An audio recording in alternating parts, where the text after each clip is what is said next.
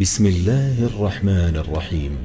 الحمد لله الذي أنزل على عبده الكتاب ولم يجعل له عوجا قيما لينذر بأسا شديدا من لدنه ويبشر المؤمنين الذين يعملون الصالحات أن لهم أجرا حسنا ماكثين فيه أبدا وينذر الذين قالوا اتخذ الله ولدا ما لهم به من علم ولا لآبائهم كبرت كلمة تخرج من أفواههم إن يقولون إلا كذبا فلعلك باخع نفسك على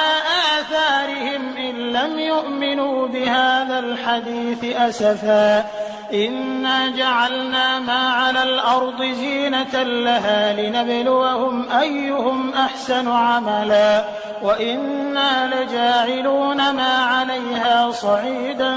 جرزا أم حسبت أن أصحاب الكهف والرقيم كانوا من آياتنا عجبا إذ أوى الفتية إلى الكهف فقالوا ربنا آتنا من لدنك رحمة وهيئ لنا من أمرنا رشدا فضربنا على آذانهم في الكهف سنين عددا ثم بعثناهم لنعلم أي الحزبين أحصى لما لبثوا أمدا نحن نقص عليك نبأهم بالحق إنهم فتية آمنوا بربهم وزدناهم هدى وربطنا على قلوبهم إذ قاموا فقالوا ربنا رب السماوات والأرض لن ندعو من دونه إلها لقد قلنا إذا شططا هؤلاء قومنا اتخذوا من دونه آلهة لولا يأتون عليهم بسلطان بين فمن أظلم ممن افترى على الله كذبا وإذ اعتزلتموهم وما يعبدون إلا الله فأووا إلى الكهف ينشر لكم ربكم من رحمته ويهيئ لكم من أمركم مرفقا وترى الشمس إذا طلعت تزاور عن كهفهم ذات اليمين وإذا غربت تقرضهم ذات الشمال وهم في فجوة منه ذلك من آيات الله من يهد الله فهو المهتد ومن يضلل فلن تجد له وليا مرشدا وتحسبهم أيقاظا وهم رقود ونقلبهم ذات اليمين وذات الشمال وكلبهم باسط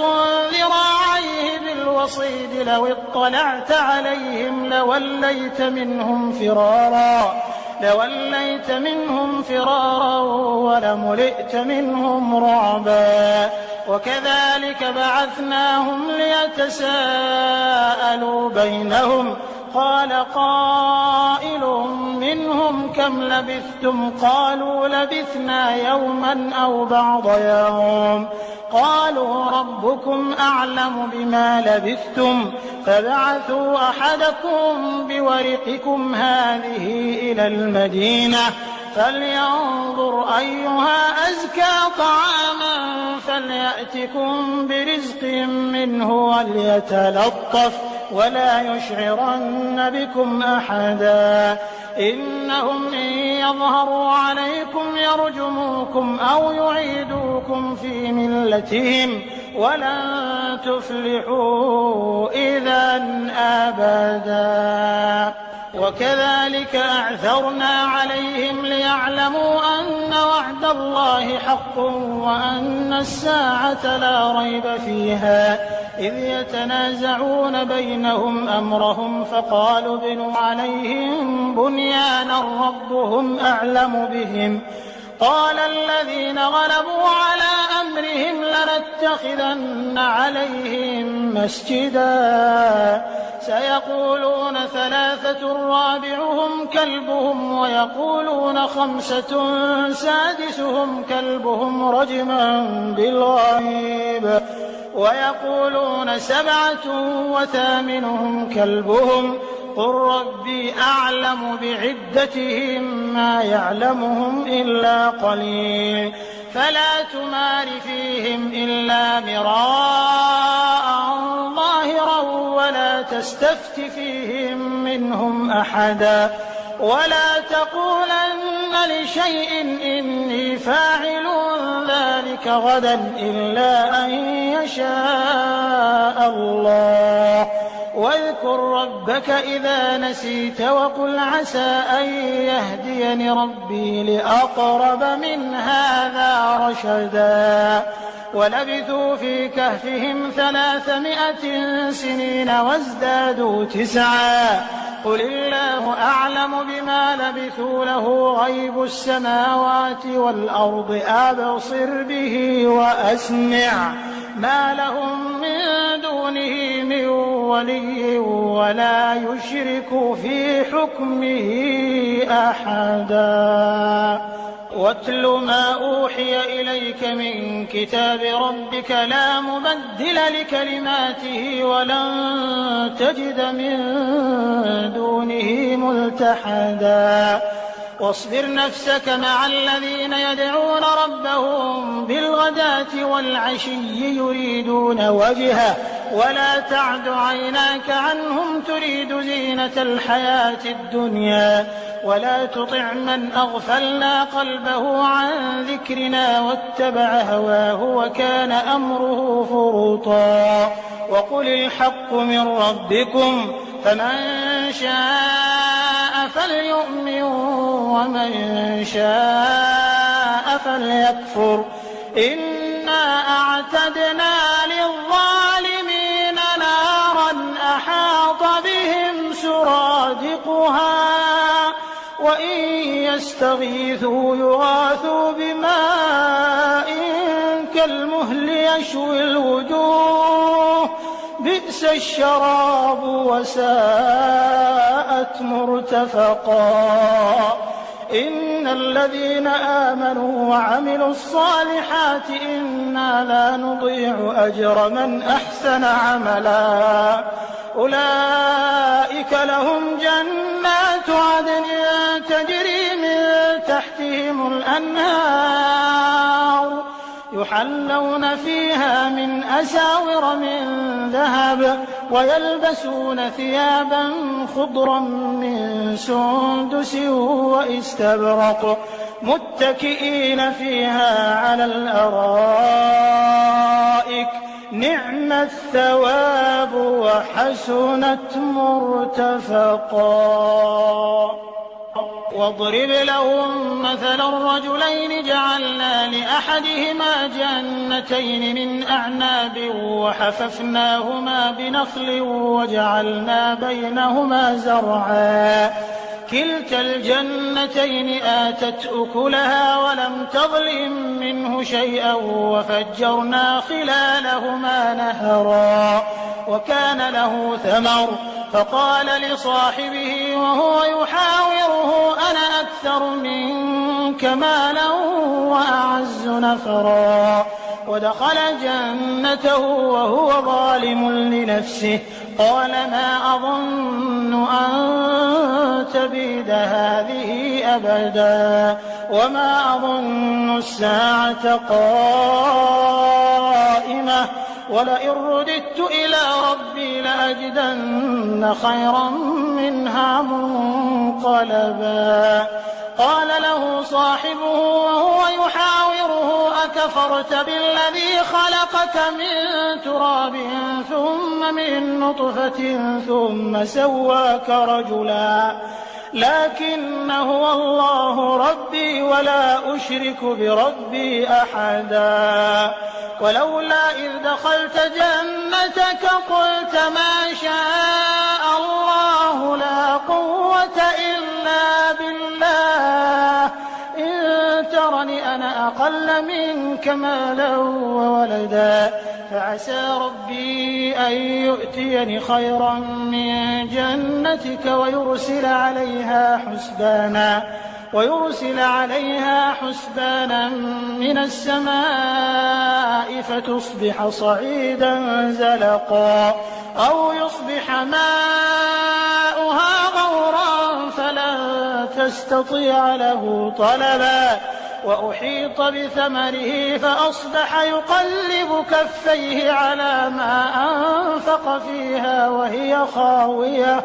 وهي خاوية على عروشها ويقول يا ليتني لم أشرك بربي أحدا ولم تكن له فئة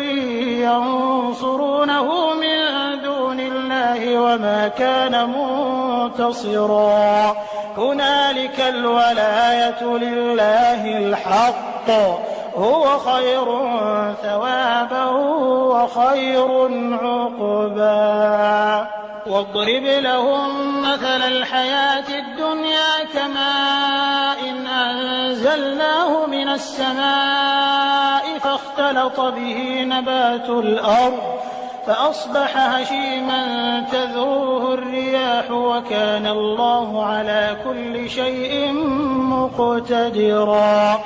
المال والبنون زينة الحياة الدنيا والباقيات الصالحات خير عند ربك ثوابا وخير أملا ويوم نسير الجبال وترى الأرض بارزة وحشرناهم فلم نغادر منهم أحدا وعرضوا على ربك صفا لقد جئتمونا كما خلقناكم أول مرة بل زعمتم أن لن نجعل لكم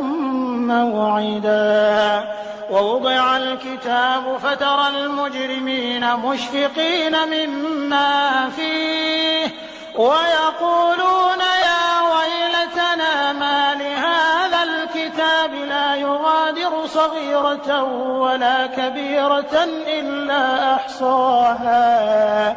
ووجدوا ما عملوا حاضرا ولا يظلم ربك أحدا وإذ قلنا للملائكة اسجدوا لآدم فسجدوا إلا إبليس كان من الجن ففسق عن أمر ربه أفتتخذونه وذريته أولياء من دوني وهم لكم عدو بئس للظالمين بدلا ما أشهدتهم خلق السماوات والأرض ولا خلق أنفسهم وما كنت متخذ المضلين عضدا ويوم يقول نادوا شركائي الذين زعمتم فدعوهم فلم يستجيبوا لهم وجعلنا بينهم موبقا ورأى المجرمون النار فظنوا أنهم مواقعوها ولم يجدوا عنها مصرفا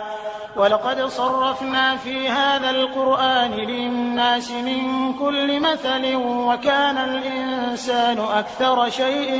جدلا وما منع الناس أن يؤمنوا إذ جاءهم الهدى ويستغفروا ربهم إلا أن تأتيهم سنة الأولين أو يأتيهم العذاب قبلا وما نرسل المرسلين إلا مبشرين ومنذرين ويجادل الذين كفروا بالباطل ليدحضوا به الحق واتخذوا آياتي وما أنذروا هزوا ومن أظلم ممن ذكر بآيات ربه فأعرض عنها ونسي ما قدمت يداه إنا جعلنا على قلوبهم أكنة أن يفقهوه وفي آذانهم وقرا وإن تدعهم إلى الهدى فلن يهتدوا إذا أبدا وربك الغفور ذو الرحمة وربك الغفور ذو الرحمة لو يؤاخذهم بما كسبوا لعجل لهم العذاب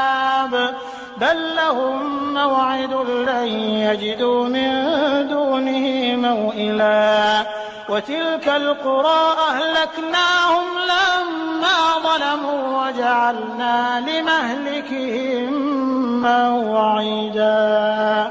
وإذ قال موسى لفتاه لا أبرح حتى أبلغ مجمع البحرين أو أمضي حقبا فلما بلغا مجمع بينهما نسيا حوتهما فاتخذ سبيله في البحر سربا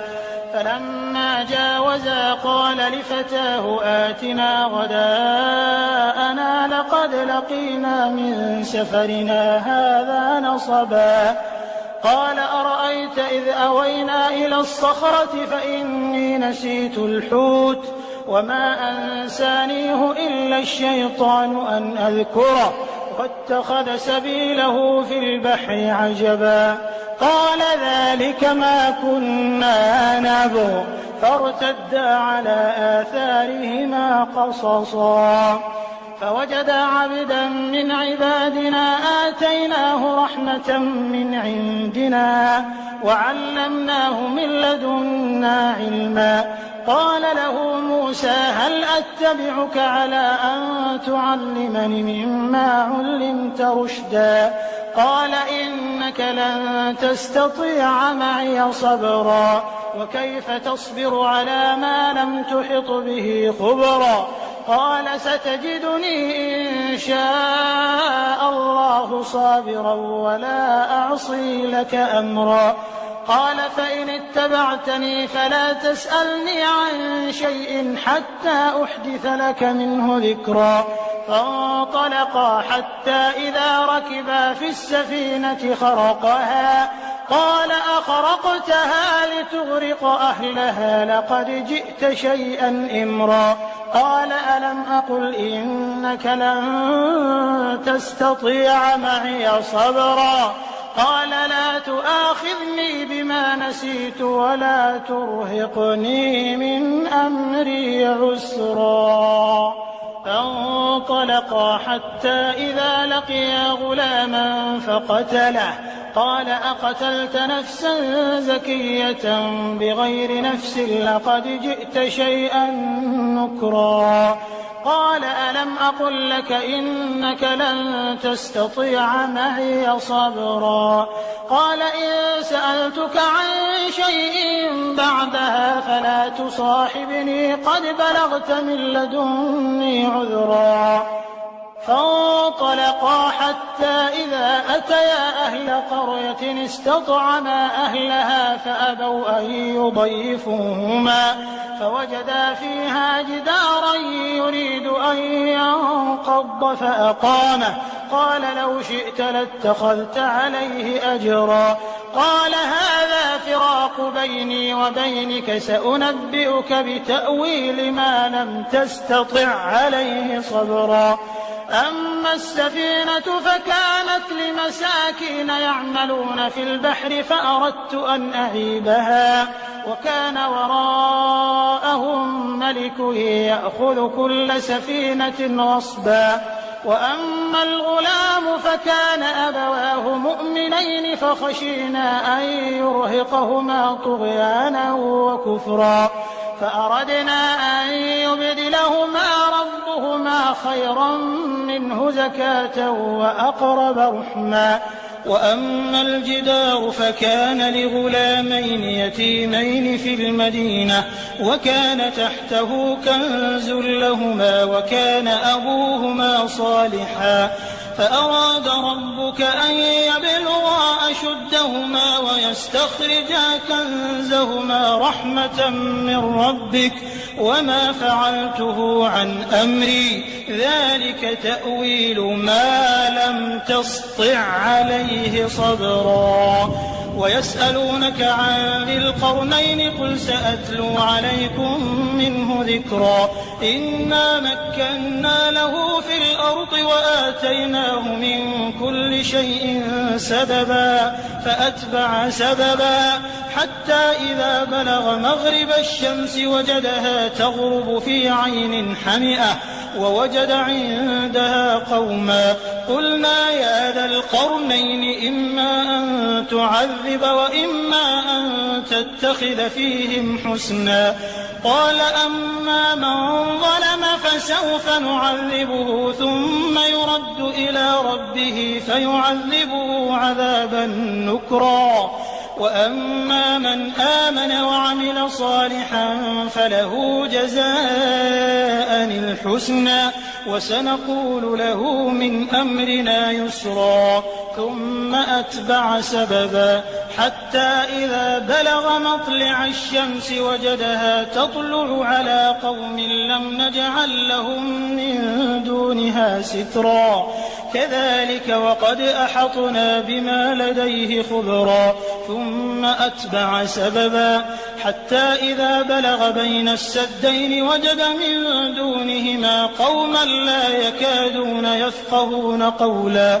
قالوا يا ذا القرنين إن يأجوج ومأجوج مفسدون في الأرض فهل نجعل لك خرجا على أن تجعل بيننا وبينهم سدا قال ما مكني فيه ربي خير فأعينوني بقوة أجعل بينكم وبينهم ردما آتوني زبر الحديد حتى إذا ساوى بين الصدفين قال انفخوا حتى إذا جعله نارا قال آتوني أفرغ عليه قطرا فما استطاعوا أن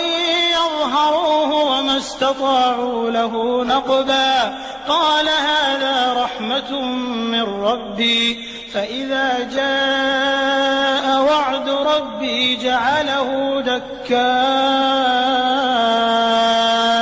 وكان وعد ربي حقا